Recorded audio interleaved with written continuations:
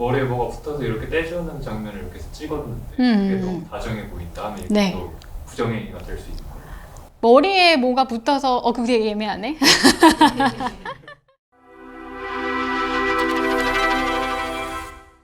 안녕하세요. 이혼 전문 강원구 변호사입니다. 요즘 상간소송 많이들 궁금해하시죠? 그런데 이 상간소송이 소를 제기했다고 무조건 다 승소하는 것은 아닙니다. 바람을 피웠다면서 왜 소송에서 지나요? 억울하다는 분들이 정말 많습니다. 하지만 상간소송은 단순한 감정 싸움이 아닙니다. 법이 요구하는 기준과 증거가 명확하지 않으면 기각될 수 있어요. 오늘은 상간소송에서 실제로 패소하는 3가지 주요 사례를 짚어드릴 텐데요. 소송을 준비하시는 중이라면 지금 이 영상을 보시는 것이 몇천만 원짜리 정보가 될 수도 있습니다. 첫 번째는 부정행위에 대한 증거가 명확하지 않을 때입니다. 여기서 부정행위란 뭐냐? 쉽게 말해 배우자가 아닌 사람과 정조의 의무를 저버리는 행동, 전무를 의미합니다. 성관계, 과한 스킨십, 성적인 메시지, 대화 이런 것들은 전형적인 예입니다. 그런데 단순히 같이 밥을 먹었다, 혹은 같이 등산을 갔다, 또는 톡으로 이모티콘을 주고받았다, 이 정도만 가지고는 법원이 부정행위라고 보지 않습니다. 단순한 친밀감과 부정행위는 엄연히 다르다는 거 기억해 두셔야 합니다.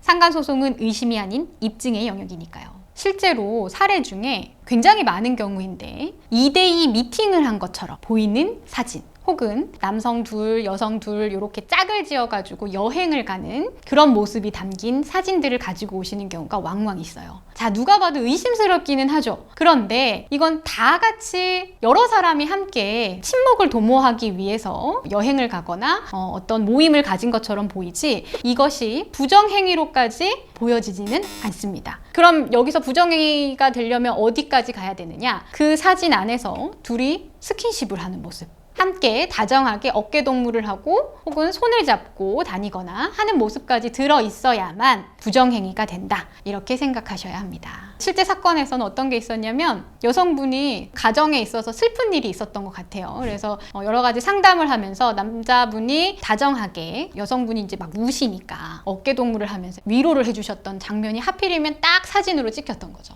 남성분은 되게 억울하다고 말씀을 하셨었는데 사실 정조의 의무에 반하는 행위가 꼭 성관계를 했다든지 뭐 이런 것들까지 의미하는 것이 아니라 정조의 의무에 반하는 행위 전체를 의미합니다. 그래서 어깨동무를 했다는 것 자체만으로도 부정행위로 보여질 여지가 높고 실제로 위자료 배상이 이루어졌었던 사례가 있습니다. 머리에 뭐가 붙어서 이렇게 떼주는 장면을 이렇게 찍었는데 그게 너무 다정해 보인다 하면 이것도 네. 부정행위가 될 수 있는 거예요. 머리에 뭐가 붙어서 그게 되게 애매하네.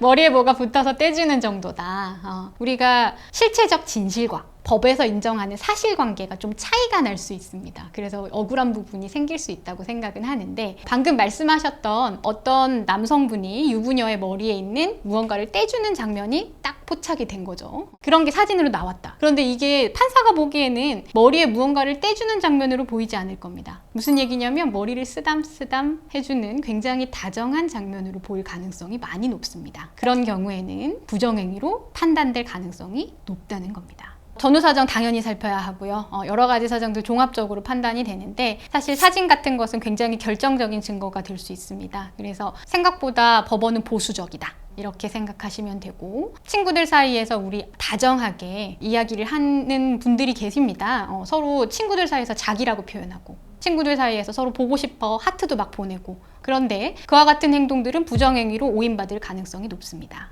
그러면 본인을 변호하는 증거로 내가 친구들 사이에서도 이런다라는 거를 증거로 쓸 수 있나요? 실제로 그런 사건이 있었어요. 원래 이렇게 다정한 스타일이다, 이렇게 이야기를 하고 원래 이렇게 했다, 이런 내용이 이제 방어하기 위해서 소송 안으로 다 들어갔는데요. 법원은 유부녀한테 그런 행동을 한 것 자체가 잘못된 것이다, 이렇게 판단을 했던 것 같습니다. 그래서 다른 사건에 비해서는 위자료 금액은 좀 적게 나오긴 했어요. 그렇지만 그 사건에서도 위자료 금액은 인정됐다, 즉 부정행위로 인정된다, 이렇게 보시면 됩니다. 두 번째는 피고가 상대방이 유부남 혹은 유부녀였다는 걸 몰랐다고 주장하고 그걸 뒤집을 증거가 없을 때입니다. 아니 요즘 SNS만 뒤져봐도 다 알 수 있잖아요 라고 생각하실 수 있는데요. 법원은 피고의 주관적인 인식에 주목합니다. 즉 피고가 정말로 알고 있었다는 것을 원고가 증거로 입증을 해야 해요. 혼인관계를 알 수 있었다는 문자나 사진, 지인의 증언 등 확실한 증거가 필요합니다. 이 부분이 빠지면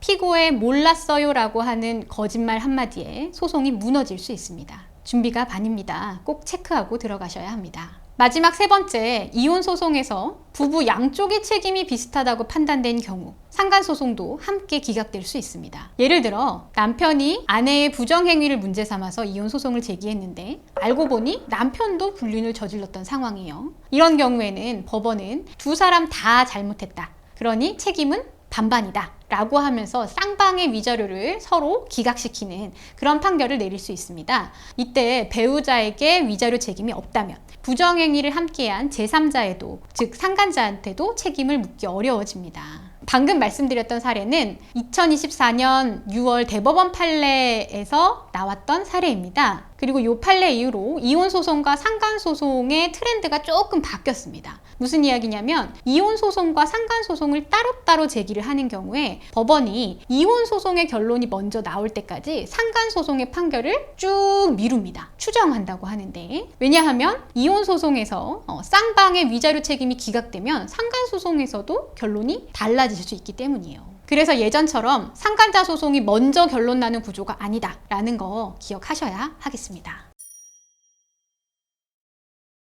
여러분, 제가 오늘 이 말씀을 드리는 이유는 단 한 가지입니다. 상간소송은 반드시 이겨야 하는 싸움이에요. 지피지기면 백전백승 이라는 말 다 아시죠? 패소를 하는 경우를 미리 알고 그에 맞는 증거와 전략을 준비하신다면 소송에서 원하는 결과를 얻을 수 있습니다. 이혼 전문 변호사 강원구였습니다. 감사합니다.